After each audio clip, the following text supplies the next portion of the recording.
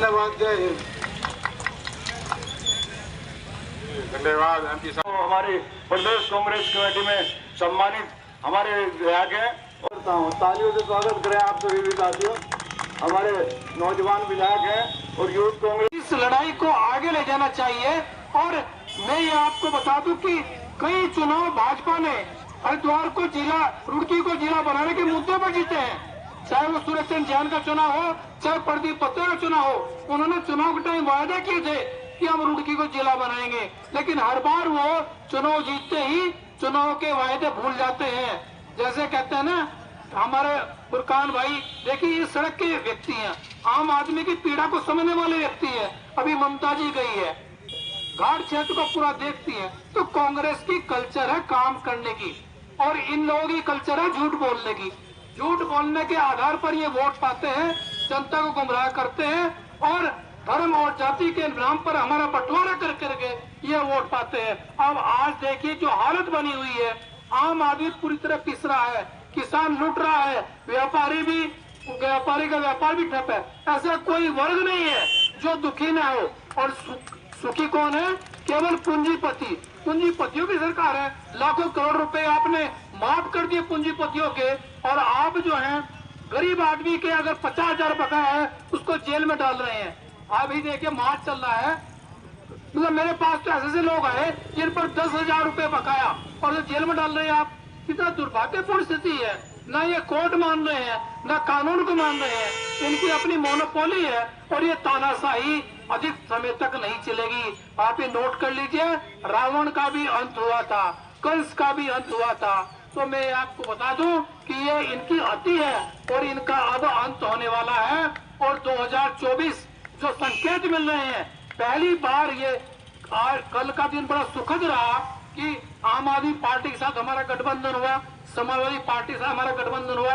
और मैं कहता हूं कि ममता जी को भी हमारा साथ आना चाहिए, मायावती को भी हमारे साथ आना चाहिए। और जब हम एक साथ मिलकर के चुनाव लड़ेंगे तो निश्चित रूप से ये फिरका प्रस्त ताकतें, ये संविधान को कुचलने वाली ताकतें, ये भ्रष्टाचारी ताकतें, जिन्होंने इस देश के ऊपर कई गुना कर्ज लाद दिया है। हम जब यहाँ पर थे सत्ता में, हमारे पास कितना था? 65,000 करोड़ की बात थी, और आज 165 करोड़ से भी लाख करोड़ से ऊपर पहुंच गया है। इन्होंने इस देश का बेड़ा गर्क कर दिया है। जितने संस्थान कांग्रेस के समय में बनाए गए थे उन सबको नेस्तनाबूद कर दिया है। ये बेच खाया इन लोगों ने। ये बड़ा दुर्भाग्यपूर्ण स्थिति है। तो इसको आम जनता तक बताना होगा, आम जनता के बीच में ये आवाज उठानी होगी। और लोकसभा चुनाव जो 2024 है, इसमें उस व्यक्ति को लाना होगा जो जनता के दुख दर्द जानता हो। 4 साल तक यहाँ का एमपी गायब रहा, अब वो हर पार्टी नुक्कड़ चौराहे पर बात करते, कैसे संभव है? आप उनकी सांसद निधि उठा के देख लीजिए कितना उपयोग हुआ है। इनकी सांसद निधि लैप्स हो रही है, इनके पास प्रस्ताव ही नहीं है, जबकि हमारी सांसद निधि, हमारी विधायक निधि सरप्लस जाती है। बैठे फुरकान जी, मैं ये इधर उधर के मत से निकालते होंगे पैसे हैं। को कारण क्या है कि जनता की डिमांड में होती है। जनता के बीच रहने वाला नेता ही जनता के दुख दर्द को समझता है और उसकी सहायता करता है। आज न सड़कें बन रही है, न नाले बन रहे हैं, न किसानों को राहत मिल रही है, न मजदूर की सुध हो रही है। अभी मैं खबर पढ़ रहा था, 500 साइकिलें एक विधायक ने कमरे में करा रखी स्कूल के अंदर। अरे जो जनता का पैसा है उस जनता के पैसे को आप जनता में बांटिए ना, जनता को सुविधा दीजिए। लेकिन इन लोगों की आदत ही नहीं है जनता के बीच जाने की, जनता के खैर कदम करने की। तो मैं ये कहता हूं कि आज जो ये लड़ाई है, इस लड़ाई को हमें आगे तक ले जाना है। और जो एश्योरेंस दी है हमारे भाई फुरकान अहमद जी ने, हमारी ममता राकेश जी ने, कि जैसे ही सदन चलेगा कल से तो ये वहां पर आवाज उठाएंगे। और ये भी वायदा मैं अपनी तरफ से भी कर सकता हूं कि हरीश रावत जी ने, कांग्रेस की कोई भी सरकार आए, सबसे पहला काम रुड़की को जिला बनाने का होगा। और अगर उन्होंने ये कोताही की तो हम लोग उसी वक्त आंदोलन पे बैठ जाएंगे, धरने पे बैठ जाएंगे। हमारी प्राथमिकता रुड़की को जिला बनाने की है और रहेगी। और सुभाष जी का हम खुले रूप में समर्थन करते हैं। जय हिंद, जय भारत, नमस्कार। आपके इस, क्योंकि जनहित का मुद्दा है, बहुत महत्वपूर्ण मुहिम आपने उठा रखी है, इसलिए माइक की कल से विधानसभा का महत्वपूर्ण सत्र भी है, बजट सत्र है। लेकिन आपके आग्रह पर और आप सबकी मांग पर मैं यहाँ आपको सहयोग करने के लिए, पूरा समर्थन देने के लिए हम लोग यहाँ आए हैं। सभी सम्मानित साथियों को पहले नमस्कार। और संत शिरोमणि गुरु रविदास जी महाराज जी की जयंती पूरे धूमधाम और हर्षोल्लास के साथ मनाई जा रही है, उसकी भी आप सबको बहुत बहुत बधाई, बहुत बहुत शुभकामनाएं। सम्मानित साथियों, जैसा कि आप सब जानते ही हैं कि हमारा रुड़की जिला बनने से बस बाल रह गया था। हमारी पिछली सरकार में कांग्रेस पार्टी की सरकार ने हरीश रावत जी उस समय मुख्यमंत्री जी थे, उन्होंने घोषणा कर दी थी रुड़की को जिला बनाने की, लेकिन उसके बाद में चुनाव हुए, सरकार बदली और भारतीय जनता पार्टी की सरकार के द्वारा लगातार रुड़की की उपेक्षा की जा रही है।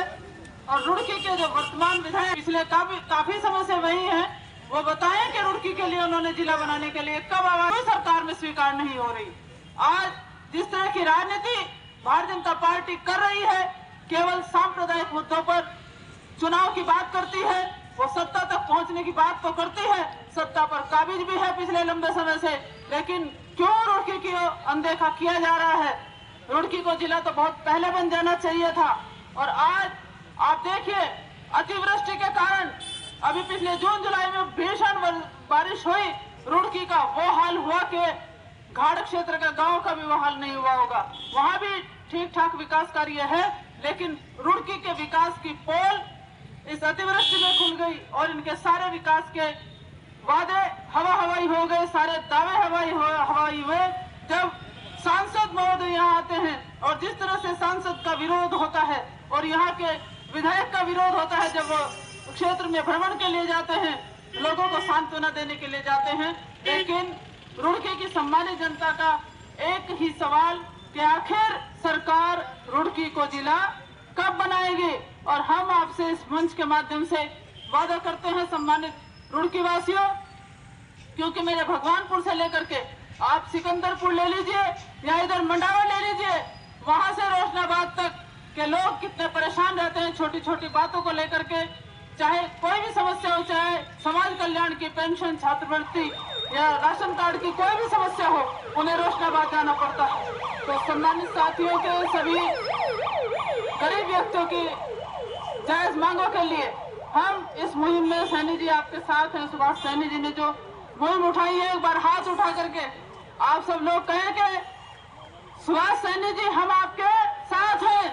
जब तक रुड़की जिला नहीं बनेगा, ये संघर्ष यूं ही जारी रहेगा। सैनी जी आप संघर्ष करो, हम आपके साथ हैं। और कांग्रेस पार्टी इस मंच के माध्यम से आपसे वादा करते हैं, हमारी सरकार आते ही सबसे पहला कार्य रुड़की को जिला बनाने का कार्य किया जाएगा। और मैं फुरकान अहमद जी यहाँ पर है, रवि बहादुर जी हैं, हम सब आपसे इस मंच के माध्यम से वादा करते हैं।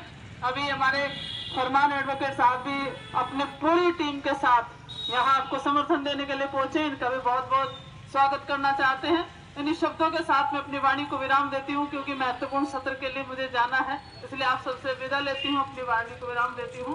नमस्कार। सैनी जी के नेतृत्व में, क्योंकि इनकी बहुत दिनों से मांग है, जब से हमारा प्रदेश बना कि रुड़की को जिला बनना चाहिए, उस वह में मंच पर बैठे हमारे पूर्व सांसद राजेंद्र पाड़ी जी, हमारी भगवानपुर की लोकप्रिय विधायक, कि वो इस तरह की चीजें नहीं कर रही है। जब आपने किसी चीज का कोई वादा किया तो आपको करना चाहिए। और हमारे बीच में हमारे पूर्व सांसद आदरणीय श्री राजेंद्र पाटिल जी हमारे बीच में हरिद्वार का यूके 08 है, यूपी का रुड़की का आपने यूके 70 शुरू से जुड़े हुए हैं। जाहिर सी बात है, जिले का भी दर्जा दिया जाना चाहिए, नहीं दिया गया है। इस बार विधानसभा में हम कोशिश करेंगे कि ये बात उठाई जाए। और बजट सत्र है, बजट में पूछा जाएगा कि रुड़की के लिए आपने क्या प्रावधान रखा है। जब आपने वादा किया था रुड़की जिले का, तो उसके लिए अलग से बजट निकाला है। हरिद्वार में बात आप जो बता रहे हैं दुर्भाग्यपूर्ण है।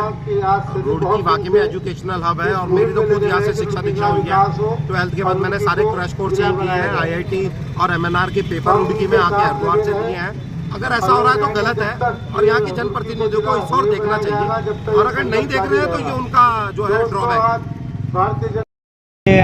श्री सुभाष सैनी जी ने यहाँ पर लोकतांत्रिक जन मोर्चा के संयोजक है, उन्होंने धरना प्रदर्शन जिला रुड़की को जिला बनाओ के उपलक्ष्य में किया था। उसमें भी मैं यहाँ भारतीय किसान यूनियन एकता का राष्ट्रीय अध्यक्ष, हम भी उनको समर्थन देने यहाँ पर पहुँचे हैं। और हम उनके साथ कंधे से कंधा मिलाकर पूर्ण उनका सहयोग करते हैं और सरकार से मांग करते हैं कि रुड़की को जल्द से जल्द ज़िला बनाया जाए, और अगर ये ज़िला नहीं बनाया जाता तो जो भी उनकी आगे की रणनीति होगी हम उसमें कंधे से कंधा मिलाकर खड़े होंगे। सरकार अगर किसानों को, मजदूरों को दबाएगी तो आने वाले टाइम में इसका असर ख़राब होगा और लोग सड़कों पर आएंगे। आप देख लें, चारों तरफ देश में हाहाकार मचा हुआ है, लोग धरना प्रदर्शन कर रहे हैं, सड़कों पर पड़े हैं, किसान अब भी आंदोलन कर रहे हैं, तो सरकार सुनने को बिल्कुल तैयार नहीं है। एमएसपी की गारंटी कानून मोदी जी ने पिछले साल से पहले थोड़ा कहा था कि 1-1.5 साल के अंदर अंदर 2024 से पहले हम लागू कर देंगे, उन्होंने नहीं लागू किया। हम उसकी भी मांग करते हैं कि वो किसानों की बात को सुने और इसको लागू करें, अन्यथा किसान सड़कों पर है, अभी दिल्ली में पहुंच रहे हैं, फिर पूरे देश में आंदोलन होगा।